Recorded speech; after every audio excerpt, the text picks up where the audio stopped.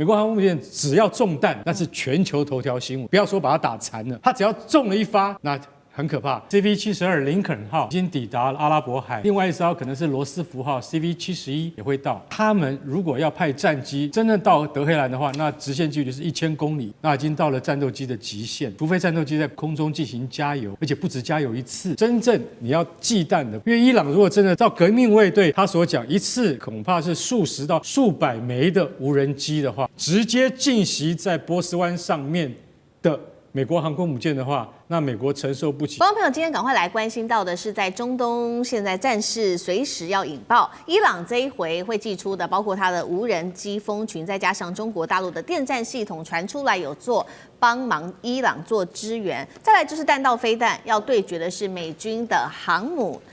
中美2-1走到开火的边缘了吗？今天会一起的来做关注。我们赶快来看到是最新消息，来自于今日以色列报最新揭露的美军在中东，他说呢，兵力所有的布局都已经完全的全方位到位了。赶快来看到目前美军方面做了哪一些准备。等一下我们也会看到伊朗则是完全的备战，又准备了哪一些在武器上面的细节。先来看到美军方面，林肯号正式抵达中东，随行的包括了6艘伯克级的驱逐舰，还有2艘的核潜舰，据传也在这当中。而第2艘航母现在呢，更是已经在路上了。林肯号包括它的甲板上，我们可以看到，其实已经布满了各个型号的战机，这当中包括了 F-35C。逆中战机，还有超级大黄蜂等等。另外就是这个林肯号航舰打击群核心的战力，这边根据了解都是来自于多艘满载战斧飞弹的伯克级飞弹驱逐舰，而五角大厦在此刻也罕见的公布了它的雷射武器正式的进入实战的部署当中了。赶快来看到空中又做了哪一些的准备，包括现在呢，因为情势太紧张了，所以往返以色列的国际航班已经出现大规模的避让，还有包括往返黎巴嫩的航班，而西海岸地区也出现说被看到大量的美国跟以色列的无人机在上空做盘旋。那伊朗方面当然完全的备战，不甘示弱，赶快来看到伊朗方面做了什么样子的准备。先是最高领袖哈米尼已经进入到地下碉堡，在碉堡内说要指挥作战。革命卫队也将大量的悬挂国旗放在他的舰艇上面，推进阿曼湾的周边关键航道，警告川普，伊朗已经随时都准备好要开火了。而现在来自于军事网站，军事专家也做了一个分析，其实就算美军到现在部署了非常多的准备，但是对于美军来说，其实是充满各种的压力的。来看到伊朗部署了哪一些武器让美军倍感压力，包括无人机蜂群预估会做饱和性的攻击，针对不同的航母，而伊朗的导弹一次发射可以达到数十甚至是上百枚。在对于美军来说，拦截是一个事情是非常消耗的，另外补给线也会是美军的致命弱点。伊朗也公布了射程超过了6000公里的新型洲际弹道导弹的影片，但是未经外界的证实。最后来看到是传出呢，中国大陆为伊朗提供这种新型的电战设备，是可以探测甚至干扰到的是美方提供给伊朗的这一种星链上面的设备。所以节目一开始要特别请教大使怎么看了？美军一次推进了2艘航母，还把这个雷达武器全部搬上了实战部署，这是战略吓阻吗？中东这一战看起来是已经完全无法避免了吗？现在这个因为林肯号它也花了大概1个多礼拜啊，这算快，从这个我们中国南海地区赶过去了。但是那个时候的伊朗情势还是比较紧张的，地面的情势还是在伊朗的政府还在镇压逮捕这些就是起事的分子啦。那现在的情况，伊朗的内部事实上已经比较平和了。那街头的暴乱啊，还有这种大规模的逮捕啊，甚至大规模的这种处决人犯的这种情况，好像也没有出现。因为最初本来说有800个这个犯人抓到的，在街头闹事的或者说跟外界有互相勾连的那被逮到了。本来是按照伊斯兰律法的话，那可能是要处决的，结果呢，川普那时候说，哎呀，他们啊跟我们谈了以后啊，这个800个人基本上不杀了。那所以现在地面情势是已经没有当初那么热了。可是呢，周边情势反而紧张起来。那这边很多的报道都是以色列，因为以色列对于伊朗来讲的话，他对伊朗实在是高度警戒的。那他也攻击过伊朗好多次。那现在美国的这些大批的战舰都到了以后啊，会不会发动这个直接的攻击？因为有人说这么老远去，除了1艘航母，还有6艘伯克级的舰艇，2艘攻击性潜艇啊，这些的军力是可以掀起一场大战。不过我们没有听说大量的，就是说要这个陆上的战斗人员，就是说不管是这个海军陆战队，或者说正规的要登陆的这种装甲部队，好像没有要动员。那也就是说，这场战争的形态看起来可能就是说这种远距的超视距的攻击，那就是用这个空中的武器来对打了。那现在我认为美国这个现在要打起来，事实上美国已经准备好了，架势拉开了，对不对？那个伊朗也已经全面备战嘛，对不对？哈梅内伊已经进入了这个地下的这个指挥中心啊，所以看起来一触即发。这里面有一个很大的一个问题，就变成就是说，第一个，伊朗他说你打我的话，我也要报复，那很可能是打这个美军的在这个海上的舰艇，还有一个伊朗说要打你附近的美军基地。光在这个附近美军基地，美军可能都是好几万的部队这个地面部队。那美军是不是准备好了？他在附近的这些阿曼湾附近的好些，甚至在沙特的一些美军基地是不是已经准备好了？那这是一个问题。还有一个问题就是什么呢？就是川普的问题现在蛮多的。那他的里面的一些所谓的 MAGA 派的一些传统支持川普的。最近有一些人跟川普怎么样割席而坐，有好几位，包括一位众议员。那他的理由是什么？他说我当时支持你的时候，就是你批评民主党滥用武力，在海外参加了一些没有意义的战争，都是民主党啦。所以呢，你当时说你当选以后，你不会再打海外战争。所以当时这个美国在是第一次攻击伊朗跟第2次攻击这个委内瑞拉的时候那有一些人就已经退出了，这是 MAGA。所以这个如果是一般民主党人反对的话，川普可能不会那么在意。可是如果他的 MAGA 阵营的人会说，你当时支持你就是因为你不胡乱用兵，那你现在突然你又打了这个伊朗，那可能会造成他国内那么 MAGA 阵营的进一步被分裂掉，那这是他的问题。第二个就变成就是说，战争可能都要在那个节骨眼上打。那你现在这个伊朗内部的情势已经迟缓的时候，你打伊朗的用意是什么？对不对？你可能有胜算，可能问题就是说你愿意承担你的损失，可是你的出兵的目的是什么？师出要有名嘛。所以我觉得就是说，情势虽然紧张。可是我觉得，真的要打起来，对川普来讲的话，那可能是弊大于利。那如果是对他的政治的处境弊大于利的话，我觉得他会很审慎。好，原本川普是说他在第2个任内的时候，他是不会在海外动武的。结果没有想到这一回看起来是战争一触即发。那当然，川普前提也有说过，他说在2个月，他认为伊朗就可以永和了，所以他们应该要先动手。就看接下来美方的动作是什么。那刚刚其实讲了嘛，伊朗方面则是已经完全的做好备战的准备了，包括启动他的无人机、海跟飞弹都在远端做好了准备。这一种武器能够打败美国的高价值目标吗？干哥怎么看？对，刚刚大使讲没有错，就是说你今天到底要怎么打这场仗？我今天到底是要实质占领，就像沙漠风暴自由伊拉克这种行动，那是真正陆战队要上去的。陆战队要上去，一定牵涉到调动，牵涉到调动的话，就是全球部署，那所有的后勤指挥跟支援都要跟着上去。你现在看了没有？代表说，今天你要干预伊朗国内的这个政治局势，坦白讲一句，那你要有非常多的动员。可是我们没有看到美国的后勤有在动员这样，所以你可能要在援引这个去年那个12日战争去修理伊朗，把它的核设施给击毁的话，那现在美国的目标到底是什么？因为你这次的目标不是核设施，而是想要把哈米尼这个政权给拉下台来，那恐怕需要地面部队。没有地面部队，你要怎么样去真正？因为你要知道，你的目标应该对于大部分伊朗人而言，他们是无辜的，你只是对于神权政府。你想要拉下台来，可是你今天如果不派地面部队，甚至不派特殊任务小组的话，你根本做不到。尤其是你今天派的航空母舰啊 ，CV-72林肯号已经抵达阿拉伯海，现在马上就要进入波斯湾了。那另外一艘可能是罗斯福号 CV-71也会到。那2艘航空母舰他们能够做的事情是什么？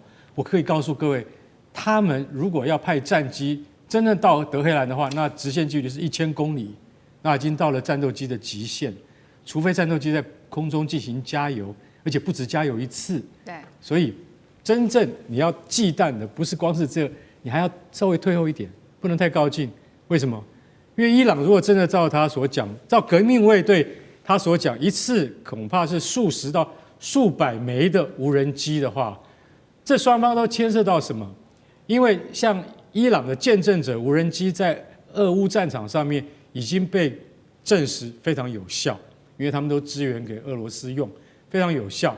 那但是呢，如果说他要攻击在海上的航空母舰，它的航程到得了到不了，那美国呢也一样，怕会被他打得中的话，数百枚群风式的无人机直接进袭在波斯湾上面的美国航空母舰的话，那美国承受不起。大家要知道，美国航空母舰只要中弹，那是全球头条新闻。不要说把它打残了，它只要中了一发，那很可怕。当然，伊朗他们现在有很多宣传媒体，他们甚至挂在那个街上都说，你看，这就是美国航空母舰的甲板，已经变成从白色变成红色了。他们那个画的那个漫画还真的很写实。但是我要跟各位讲，就是说，你可能把它贯穿可能。但是如果你要把它打成，那必须至少要数十架的无人机都命中目标才做得到。所以我觉得川普跟哈米尼现在互相对方都在试探说我们到底要怎么打这场仗。可是我觉得对于川普而言，不打不行。为什么？因为你如果真的没有一些有效的作为的话，那你上次所建立的美国真伟大的那种概念，你就会被人家打破了。就说原来你去伊朗也不敢真的教训对方，因为他背后可能有中国和俄罗斯的支持，所以你也顾此失彼，你会担心，你不敢真正的出手去教训伊朗。这就是川普他必须要去思考，他接下来他能不能够在他的大国博弈之中真的能够赢得胜利。所以对于伊朗的态度究竟是什么？我们现在很值得观察的是，只剩下几天了，美军已经到了前线，不可能中途说没事了，对，回来不行嘛，你一定要做一些事情嘛，你要像以前打伊斯法罕的地下核设施一样，今天我也打了哈米尼在革命卫队的德黑兰地下的碉堡，打一次给你看看，你也许不会真的把他给打死，你不能再用 GPU 的57的专地弹对付他嘛，但是你总要做一些让大家全球看到你美国的决心。我觉得现在真的是战云密布，很可能接下来会让大家都要跌破眼镜。好，美军都已经这个武器呀，它的所有的航母都已经走到最前线了，就看下一步川普会怎么做决定。不过，除了要考量自身在军事上面的实力之外，还有就是地缘政治，甚至是中俄在这当中也有角色。那这一次传出来报道说，中国大陆也有寄出这种电战的技术给伊朗，可以阻挡下星链，做星链上面的干扰。中国大陆有可能真的做这样子的一个技术支援给伊朗吗？中俄在这当中又如何左右这场战争，或者是介入多少？上这个怎么看？我想这2年涉及到中东伊朗方面的战局，始终都会有传出说中国大陆支援武器等等说法。但到现在我们要知道，这些消息基本上都是自媒体当中的这些自媒体主所发布的。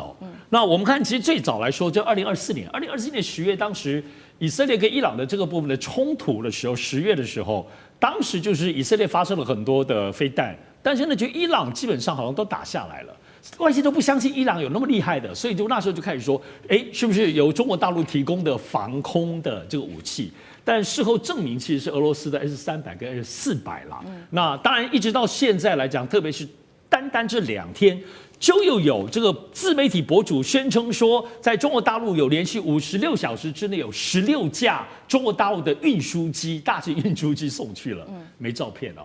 所以我们现在这几年听到的都没有照片。那但是目前我们传闻下来积累，中国大陆江湖传闻到底已经给伊朗哪些武器呢？首先传最多的就是轰七9B，那当然作为防空性的系统，另外还有歼10C跟空警500，没照片哦。好，我们来讲中国大陆会不会给伊朗武器？我觉得从这些欧美的外围自媒体之外，我们也来看看在中国大陆里面有没有一些自媒体博主谈到这方面的事情呢？其实很少。虽然也有人说可能有，但是那种暗示性的部分东西都比较谨慎，所以就可以理解中国大陆对于这方面的内部控制的消息看起来也没有什么像消息走漏，只是中国大陆的里面的网友们也很爱猜，我们的武器那么厉害，怎么不给伊朗呢？但是各位要知道在反对美国的阵营里头，在全世界是俄罗斯、中国、伊朗，再来最近有巴基斯坦，主要是这几个国家有生产厉害的武器，供给那些反美或非美阵营的其他部分国家。所以伊朗自己本身就是生产武器的大国，大家不要忘记。像过去伊朗的无人机，如果不是在乌克兰，大家发现俄罗斯怎么有那么多伊朗无人机，外界都还不知道伊朗的无人机已经可以自己做到厉害这个地步了。所以我觉得现在来看，到底中国有没有支援，有没有具体给？可能性还是有的，但我认为以我们对中国的了解，以及包括中国跟伊朗之间，还是没有像比如说跟沙特啊跟等等那么样的紧密，最多应该是防御性的武器为主。因为防御性的部分其实都是相对来说比较合理的，所以现在这种认为，我现在大家都在传闻，主要也是敲碗啦，希望中国除了印巴这个空战之后，让大家看看有没有很厉害的，特别是电战技术，有没有一些体系化作战的，让伊朗可以把以色列或美国打得落花流水。大家也看到中国的新的武器的厉害，毕竟18战争已经快1年了所以主要的原因是敲碗，我想。观众朋友，今天节目一开始来关心在中东的战事，川普现在喊了救兵已经在路上了，盟友却在此刻踩下了刹车。我们今天也要来看，大家在关注说美军的战力在伊朗附近到底如何，但是现在根据最新的资料显示，完全看不到任何美军的航母。那么伊朗方面则是部署了各式的无人机来压境。今天也会特别来解密这个是伊朗的王牌无人机师团的战力到底有多强。中东现在似乎已经走向谁先开枪谁输的一个争死局当中了。今天节目一开始，我们赶快来关注到的是川普的最新喊话。面对现在伊朗内部各种的流血冲突持续的扩大，他已经怒批伊朗在进行的叫做无意义的杀戮，所以川普已经改变他的态度了，他决定取消任何跟伊朗官员所有的会面。他也说了，对德黑兰发出严正的警告，他说救兵已经在路上往伊朗的方向去了。川普也对目前在伊朗的这些示威者喊话，他说你们不要害怕，记下目前打你们的凶手还有施暴者的名字，未来我会对这些人付出，让他们付出巨大的代价。而他也提醒了伊朗当局说，伊朗，你这周只要开始绞死这些抗议者的话，我们美国会采取非常非常强硬的行动。我们看到这一回川普的话喊得非常的狠，但是在军事上的行动到底如何，现在看起来似乎不多。尤其要特别来关注到的军事现实，就是目前美国不管是在海上或者是空中领域，完全看不到任何要开战的迹象吗？这是一个问号哦。因为呢，现在根据了解，没有看到任何大规模，不管是运输机或者是加油机，甚至战机，更没有看到任何的航母打击群在伊朗的周遭。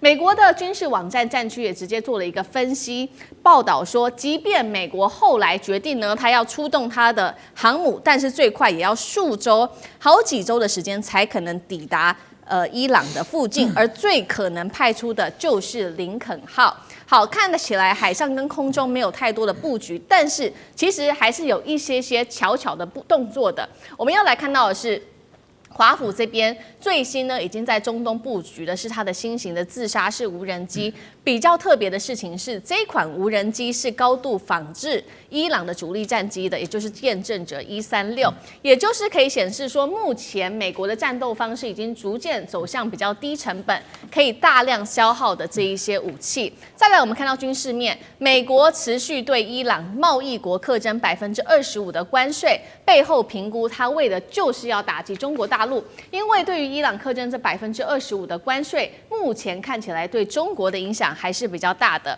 不过也有分析特别指出，这个川普啊，你看起来是要帮助伊朗人民，但是真的是这样子吗？专家痛批说，数十年来，就是因为你美国对伊朗实施这种全面的制裁，才会压垮伊朗今天的经济，还有包括引爆今天的民怨上街头。根据估算，伊朗的人民的人均 GDP， 我们可以看到，其实2012年当时还有$8000以上的。到了2024年，只剩下$5000左右了。这是在美国的制裁之下，世银做的统计。而2018年之后，石油出口更是在美国制裁之下暴跌了最多80%，国库每年损失竟然高达数百亿美元。川普这回说要救伊朗，到底是谁害了伊朗呢？节目一开始，我们也要特别请教委员来看。川普现在喊说随时开战，但是美军好像看起来没有太多的集结，真的会开战吗？还是对伊朗、对中国做出一个高度的政治恫吓而已？委员怎么看？对，我想美国对付他的敌对政权哦，其实美国自己的工具箱里头有各式各样的工具。讲得更直白一点呢，就是美国有各种花样的菜单存在。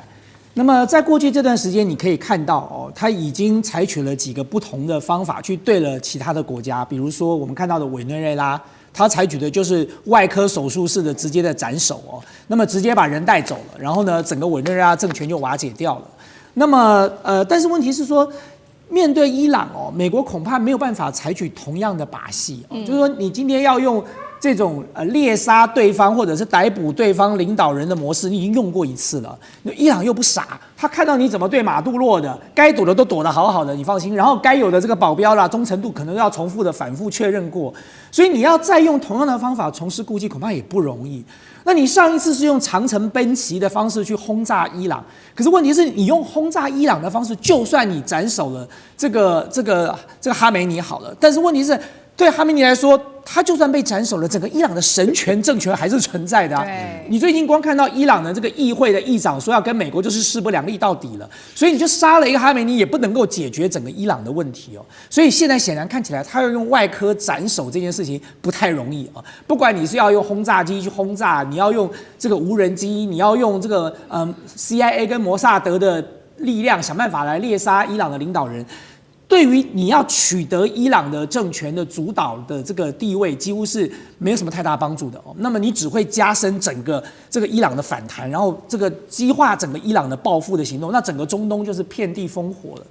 那第二个，你看到说他军事入侵也不容易啊，因为刚才这个我们看到了，他并没有航母部署在那里哦，又跟当时的这个委内瑞拉不一样啊，人家那个时候航母已经部署得好好的了，该有的都在那里了，而且委内瑞拉好歹也是在南美洲，距离美国虽然不是很近，但是也不太远了。可是中东是很远的，所以如果你没有先把你的部队投射到那里去，你这个时候要用军事入侵，你怎么入侵嘛？就你不可能去靠以色列的部队来入侵啊。所以现在显然看起来军事入侵也不行哦。那么我现在的初步的判断哦，我认为美国要用的是它工具箱的另外一个工具，就是它过去最长期以来最熟悉的工具，就是用他长期以来布建在这些国家的，比如说年轻人啦，或者是反对势力，开始要发动政变，要推翻这个政权嘛。所以你看到现在伊朗是遍地烽火的暴动啊，反政府的暴动啊。这些反政府的暴动怎么前几天不暴动，1-2个礼拜前不暴动呢？怎么忽然之间就来了呢？这就像当年的颜色革命我不断的强调说，这是美国 CIA 最喜欢玩的把戏。台湾的太阳花革命是怎么来的？然后呢，香港的雨伞花革命是怎么来的？全世界这么多花的革命到底是从哪来的？这就是 CIA 长期以来布建在每一个国家，布建在学生的团体里头，布建在这个社会的深处。当这个 CIA 要唤醒他们的时候，他们就全部都出来了。所以你可以看得出来，这一次伊朗，如果我没有猜错，你说 CIA 跟摩萨德大概已经把他过去长期以来布建的所有的这些种子全部都一次点燃，然后造成了整个伊朗的天下大乱，所以伊朗才会开始采取军事镇压行动。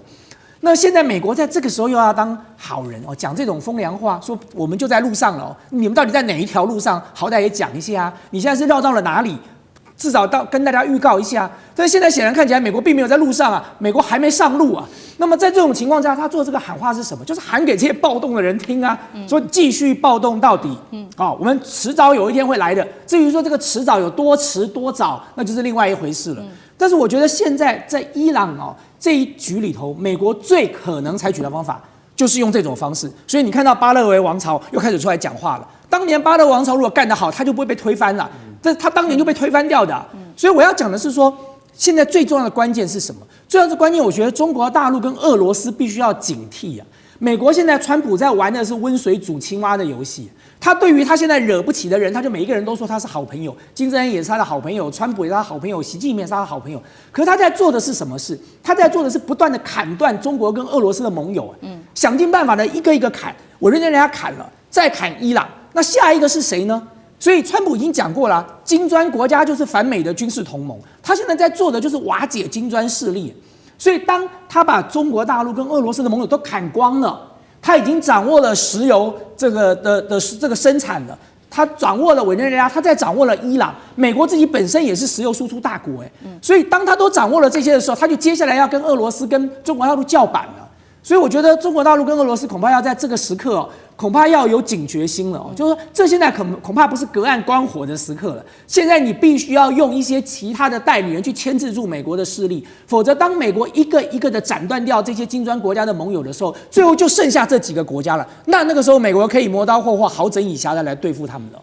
好，确实目前针对这一场暴动背后是否到底有没有这个美国 CIA 跟摩萨德的影子，其实外界也都在高度的怀疑当中。那目前确实这一场示威暴动，目前已经造成了当地有非常严重的死伤人数，包括了数百人死亡，还有数千人被逮捕。面对现在整个暴动，可以说示威活动已经完全的失控了。伊朗也不是省油的灯针对这些示威民众，还有针对于美国，他们也开始祭出了各种的反制动作。我们要来看到是伊朗当局最新用的方法，就是他们祭出他的军用无人机，部署在各大的城市，以无人机对民众来进行攻击。德黑兰的第二个方法就是把所有的网络干脆都切断，让这些暴动的民众再也无法跟外界做更直接的一个联系。刚刚特别提到的伊朗这次祭出的无人机，其实伊朗的无人机的战术过去就已经在许多的实战当中有特别的去使用过了。我们来看到几个例子包括了在第一个2伊战争期间投入实战，第二个他们也曾经透过电子战捕获美军的 RQ-170哨兵，还有他的 NQ-9死神无人机。胡塞组织也多次的使用无人机来突破沙烏地和阿联酋的爱国者防空系统。去年，今天我们会来特别看到的是伊朗海军宣布成立的第一个海军无人机师，它是隶属南方舰队的，那构成了整体的舰载无人机的作战体系。到底战力有多强？等一下我们会来做评估。看起来战争是一触即发了，现在有许多的国家也站出来跟川普说，其实伊朗真的没有这么弱，劝你不要去进攻。最新消息是美国的 NBC 做的报道，现在包括了以色列还有多名的阿拉伯官员已经私下跟川普政府说了，他说伊朗政权没有虚弱到你美军可以一击就致命，所以你不要去攻击吧。同一时间，沙烏地阿拉伯、阿曼跟卡达等等的这些海湾国家也同步游说川普不要开战。我们先来看看伊朗无人机加上电子战已经高度成熟了，如果真的开战，美以还能够速战速决吗？干哥怎么看？所以你看那个伊朗的无人机部队它有40年以上的历史，也就是说，它很早以前它就专注在这方面。所以去年他们海军南方舰队成立了无人机师部队，对不对？那你就晓得说，其实他们在这上面花了很多的心血跟功夫，而且他们的防御网竟然可以捕捉到 RQ-170，还有 MQ-9死神。死神是最难抓的，他竟然可以抓得到，代表什么？代表他的电子瘫痪跟电子反制是有效的。那你就要想一想，如果今天美军是用传统的方式去就是说进袭德黑兰的话，你会遇到的抵抗跟遇到的防御，绝对不是委内瑞拉可以比较的。这一点必须要先厘清这个观念。所以川普他现在不是闲没事做，他在椭圆形办公室一直在想，我要怎么打这一仗，这第一集要怎么打。当然，我们昨天讲过，林肯号虽然不在荷姆兹海峡，也不在红海，也不在波斯湾，因为林肯号它现在正在应该是南中国海最近大家要赶过去的话，大概也要3-4天。那如果没有航空母舰的话，美国当然还是有别的手段，派出逆中轰炸机，或是派出隐形的核子动力攻击潜艇等等。可是这样子对于教训伊朗恐怕不够，你必须要有真实的部队调动。你知道我意思，就是说你必须要有真实的比如说像特种部队好了，你要有真实的动作，或者是说像入侵阿富汗或入侵伊拉克一样，真正的部队调动，那个就会被国际媒体的注意力给放大了。可是到现在都没有，所以我不认为美军有真正实质占领的动向。反过头来，我们来讲说伊朗的无人机。伊朗的无人机，伊朗有多少无人机？没有人知道，你知道？我们账面上看得到的无人机有2000架，就跟它的飞弹一样，有2000枚一样。那事实上，据信超过1万架的无人机，所以这一次他才能够拿来对付老百姓。他用军用无人机的规格去对付100多座城市的抗议者，所以你就晓得说，他们的无人机储备是非常足够的，绝对比他的核子能力还要高超的许多。那美国如果今天有实质的入侵部队去进到德黑兰的话，绝对不要再重蹈1980年鹰爪行动失败的前提。鹰爪行动是美军灰头土脸、一败涂地，为了去救被何梅尼去软禁的55名美国驻德黑兰大使馆的馆员然后8架直升机在伊朗沙漠里面撞成一团，以悲剧收场。那这次如果美军还要在伊朗沙漠，其实我老实讲一句，很投鼠忌器，你知道吗？因为他们曾经失败过一次，所以这次如果他真的要去进攻德黑兰的话，他的目标是谁？他的目标是不是斩首哈米尼？如果是斩首哈米尼的话，那单纯的多；但如果不是，是要推翻整个那个神学政权的话，那我觉得这就复杂许多。所以我觉得川普到现在为止不敢轻举妄动是有原因的。至于今天可能会什么？今天可能会正式在那个德黑兰处决一名才26岁的青年，采取公开处决。公开处决是什么方式？你知道吗？就是他们传统习惯的用起重机的吊架把人给吊在大概3层楼、4层楼的半空中，给所有人看，而且他经由这个电视台发送到全国各个角落，这叫公开处决。那这个年轻人到现在是不是已经被处决了？很快就会有画面。我是奉劝伊朗，你不能用无人机来对付自己的老百姓，也不能这样公开处决反对你的人，否则的话，你的这个政权哈米尼恐怕不能够再持续下去，因为国内的反对声浪恐怕会越来越大。虽然我们完全没有讯息，为什么？因为伊朗官方已经把所有的讯息屏蔽了，30%以上的这些讯息全部都屏蔽掉了，所以你就知道说，我们现在对于内部我们真的看不到实况，这是让人家非常担心的一件事情。好，内部的讯息整个被封闭住了。那这场示威暴动仍然在持续当中。川普在这个时候喊话说，救兵已经要逐渐到了，说是要救这些示威者。但是同样时间，阿拉伯半岛电视台也出来酸川普说，现在伊朗的经济搞成这样子，是因为你数十年来对我们寄出的各种制裁，结果你现在反而说要救我们，是不是很讽刺？岳老师怎么看？我对于伊朗的这个国家的话呢，感触非常强烈，就是说，它其实是一个非常富裕的一个国家。然后现在的话呢，在美国的经济制裁下，我算了一下，将近47年的时间，这么长的话呢，那么伊朗能够撑到现在的，基本上它变成一个神权国家了。那么神权国家的话呢，你这边问的问题讲到用人权来批评神权国家，这个其实讲起来是对于我们宽容与多元文化的一个比较不容易解决的问题，因为它神权本身来讲的话呢，就是神权，既然是神权，来讲什么人权嘛，对不对？所以说在这种情况下，但是我觉得川普讲的话呢，我分成几点来讲啊，就是说第一个的话呢，他吹牛的成分比较大了啊，因为他不敢陆战。啊，因为伊朗不是委内瑞拉啊，伊朗很大，而且有8000万人啊，对不对？而且长期来讲，它的革命卫队的力量对国家控制的情况蛮好。另外，最主要是我们对它情况下不知道啊，它里面到底内部发生什么。但是我们得到一个消息，就有一个名词叫孟加拉模式。就是伊朗这次在暴动过程当中呢，有非常非常多的伊朗的革命卫队，至少有一个上校，还有另外一个领导的话呢，是被暴民杀害了。所以说这个要处决的方式的话呢，基本上也跟这个有关系。这个叫孟加拉模式，就是2024年孟加拉革命。然后第二点的话呢，这个川普呢，这个在吹牛，要对于跟伊朗有生意往来的要加25%的关税，对不对？那个川普自己的那个关税的话呢，马上就要被最高法院判非法了。这个还讲什么东西？那另外到目前为止的话呢，我觉得伊朗本身的内部啊，这个还是说有很多外在的原因会使它团结。比如说巴拉维的儿子就在那边叫嚣啊，希望他们能够把革命弄多一点。然后这个的话呢，其实是有助于这个伊朗的神权的赫梅内伊的维持了啊，就让他们内部更加团结。所以我觉得这件事情的话呢，大家关心就好。不用太紧张。好，关心完在伊朗跟以色列方面的军武，现在我们要来关心的，同样也是这一场中东战事哦。大家还记得吗？当时川普21号下令打的这个午夜之锤行动，现在被证实说，这个当初的美国碉堡克星是不是炸伊朗是炸了个寂寞呢？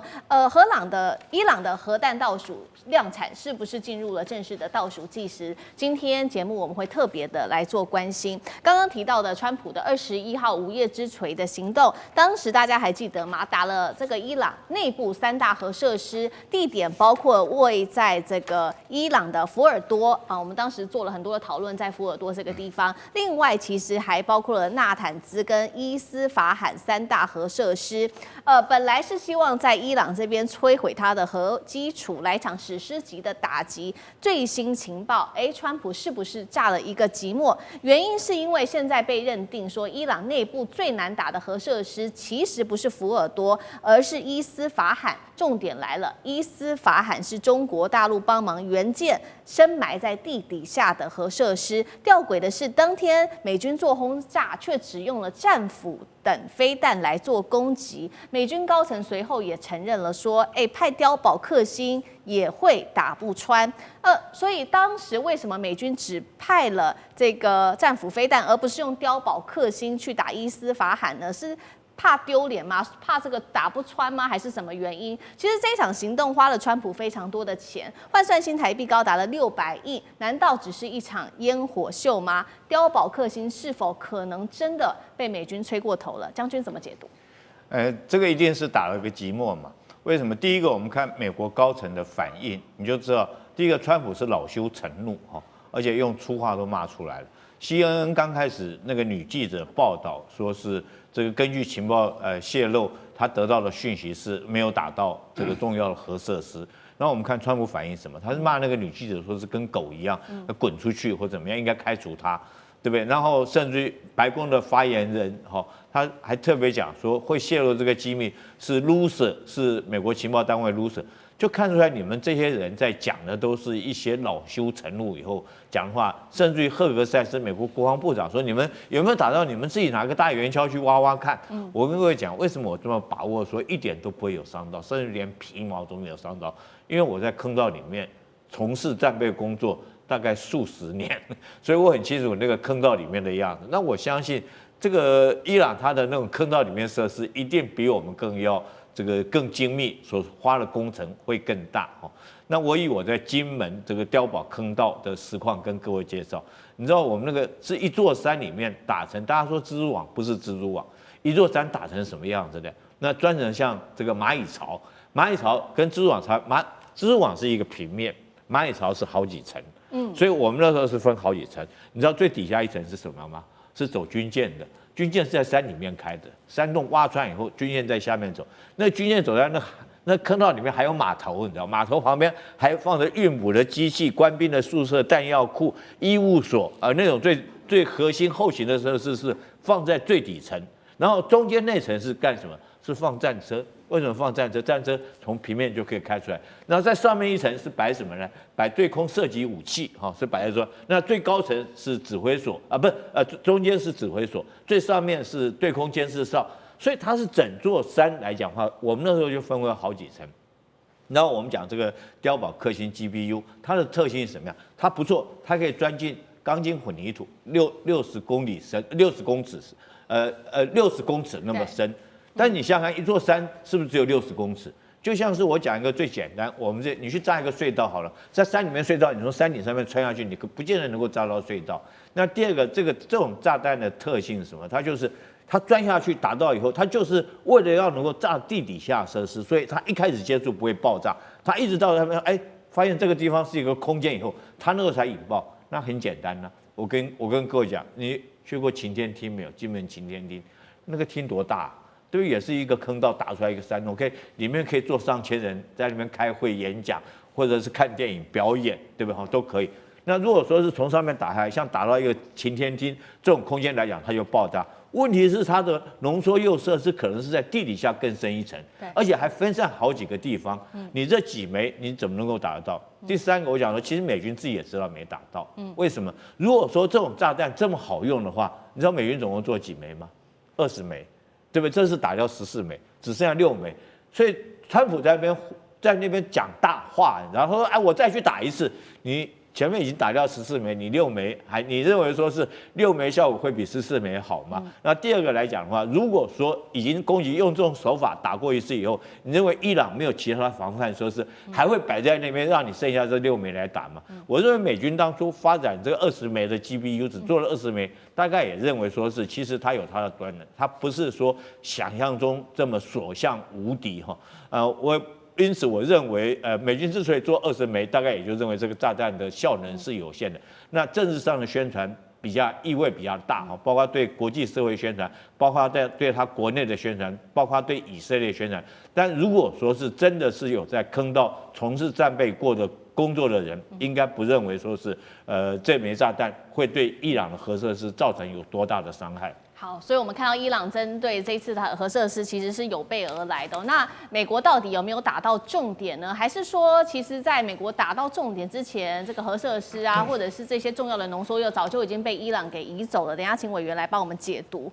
现在是说，刚刚提到的伊斯坦法之所以重要，除了是大陆援助新建的之外，这边更是伊朗它很重要的一个核研究基地。里面呢，其实驻扎了3000名顶尖科学家，是伊朗核弹的摇篮。另外呢，也被视为是类似美国的核弹的诞生基地，这个洛斯阿拉莫斯的中东版本，所以对于伊朗来说非常的重要。国际原子能总署这边也特别承认了，伊朗最快几个月内它就能够重启多台离心机来开工制造浓缩铀。这一次伊朗的浓缩铀会不会一开始其实早就已经被搬到伊斯法罕了？委员怎么看？可能我们要先把2个观念弄清楚啊。在军术上的术语，我们经常会讲什么叫破坏，什么叫摧毁。摧毁就是说你无法重建，一切必须从头开始。什么叫破坏？就是你可以修复，你可以重建，叫做破坏。对于美国用 B2 轰炸机或者战斧导弹攻击伊朗的核设施，它摆明了100%就是破坏。那只是破坏程度到什么状况？那有没有摧毁？很明显的没有摧毁。因为它随时就可以恢复跟重建，所以只要把这2个东西弄清楚，我们讨论就有焦点。摧毁到底摧毁什么东西？当然，你要摧毁到浓缩铀本身可能有点困难，因为浓缩铀体积不大，它随便藏，你即使说把整座山弄垮了，压在底下，它还是可以挖出来啊。是，你要直接打中那浓缩铀，不太可能。你要炸大在那么大，浓缩铀不过是一个垒球那么大而已啊，你怎么去弄？不太现实，而且它基本上是一种金属。而且它是不会爆炸的，即使你炸药炸到它，它也未必会爆炸啊。所以这个实在是一个很难弄的问题。但是第二个，我们来讲核设施有没有被破坏？这些核设施都很容易破坏，刚好相反，真的很容易破坏。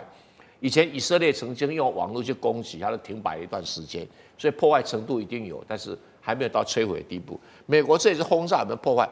你看看几个，你那个所谓的反应炉很精密啊。稍微一个大地震它就垮了，稍微一个爆炸震波比较大一点，它就会重新修理，要不然不能运转。更不会讲说那个气态离心机，气态离心机一定会遭到破坏，这破坏程度多少？因为3个核子基地总共有13000多部的这个所谓气态离心机，就平均一下，每一个核设施大概4000部嘛。你说4000部全部被破坏掉，可能也不太现实。是，但是你说完全没有被破坏掉，我认为也不是现实哈。那至于那个所谓的锆的包覆工厂，那更简单，更容易破坏啊。其他的电力转换设施啊，那一打就打掉了。所以对于这个所谓的 GBU-57这种钻地炸弹，基本上会产生相当大的破坏效果，那不足以到达可以摧毁的地步。比如说引起内部爆炸啊等等，目前看是还没有这种情形，因为那个规模太大，凭那几颗大概不太管用。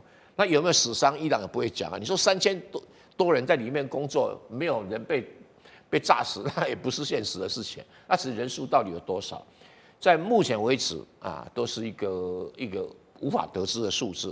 比如说美国情报机构《华盛顿邮报》的报道啊，假设《华盛顿邮报》报道是真的，好。那时候伊朗的高层觉得，好像美军破坏力不是如此啊，他总共才20分钟就有这个破坏力，如果给他轰炸1天呢，那可能就不太一样了。我们要看这个时间的形成，我们看个军事就比较细腻一点来看这些事情啊。那可是，在政治上就不一样了，因为政治上各取所得，伊朗的教主要跟他的支持者说，没有被破坏，我们重新再来。伊朗的总统害怕再被攻击，说：“哎呀，我们已经被破坏掉了，我们不准备再重做。”他是政治上的需要讲这些政治上的语言啊。川普当然跟我政治上，哎呀，不用再打了，已经被我打光了，我最了不起，打光了不再发展，我可以得诺贝尔和平奖了，而不是这样这个逻辑嘛。那美国情报单位跟美国的媒体，美国媒体消息从哪里也没有人知道啊。说：“哎呀，某个情报单位这么说，哎呀，有个秘密报告这么说，都是鬼扯淡。”因为没有办法验证这些事情，没办法验证，我们就把它当作八卦新闻来看待啊。但是所谓的中情局讲说浓缩铀，问题是浓缩铀根本就很难打到的东西，打到它也未必会损毁，它跟一般炸药不一样。浓缩铀没有到90%，没有办法核爆炸，它只有核分裂，不能核爆炸。也就是说，在提炼成功之前，可是你要知道，伊朗的浓缩铀只有60%，是说60%的总共有将近的400公斤。可是50%呢，30%呢，20%，因为它自己有铀矿一阶一阶提炼出来嘛，每绕一去就要绕很久的时间，才能够绕个5%、10%啊，成长上去啊。所以如果你说有一大堆铀矿藏在里面，会不会击毁啊？那个就很容易击毁，因为那个东西硬度还不够，很容易被击毁啊。所以我们这样看就比较清楚，说这是完全符合政治目的所设计出来的一个烟火秀。那至于其他的破坏一定有，摧毁一定没有。好，所以现在看起来只是达到一个美军针对伊朗的这些核设施，只是达到一个破坏的程度。那先前说的这些浓缩铀，现在可能跑去哪里了呢？有没有可能真的被造成这个核武器呢？因为 IAEA 最新也公布了一个新的记录，说伊朗理论上足以制造说9枚核弹的浓缩铀。那最新消息是，伊朗的国会已经经过表决，会全面的跟 IAEA 来终止合作，这样代表说伊朗已经正式启动最后的组装核弹的程序吗？杨老师又怎么看？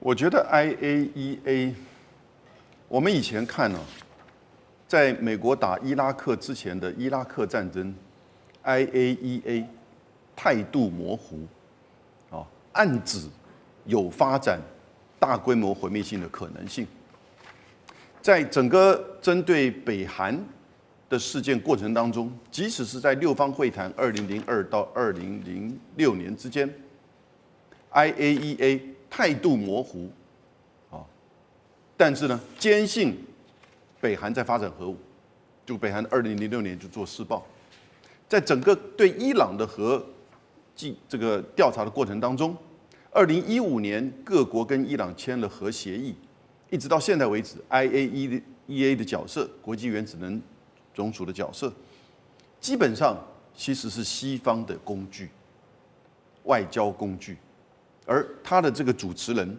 格罗西，阿根廷裔的前大使、外交官，基本上我觉得角色当然是偏向西方。还记得他那个时候面对日本在排放核废水的时候，他亲自跑到日本去拍板保证一切安全。那但是呢，经过查验，其实事实上福岛所释放出来的这些废水还是会有一些影响。可是，在这个伊朗的核问题上，他的角色就基本上蛮偏向西方的，所以他为什么不去指责以色列自己在60年代开始就有核子武器？他为什么不去指责2个核武国家去攻击一个可能有的核设施，而会造成污染或者破坏？他也没有指责，他也没有去调查。那现在事情完了说，我要进来看，你进来看干什么？是当间谍还是真的来调查？那伊朗在被攻打的时候也不会接受这一套。记不记得美国川普2018年退出了核协议之后呢？伊斯法罕其实就是那一年伊朗决定开始建立的，地面上3000个研究人员，地底下深达80到100公尺的核设施。所以美国的参谋联席会议主席凯恩才说，因为地底太深，我们打不到，所以决定不打。那很奇怪了，那表示一开始你就知道，至少在伊斯法罕底下的核设施或者是有浓缩铀，你是没有办法抹去的。好，谢谢杨老师。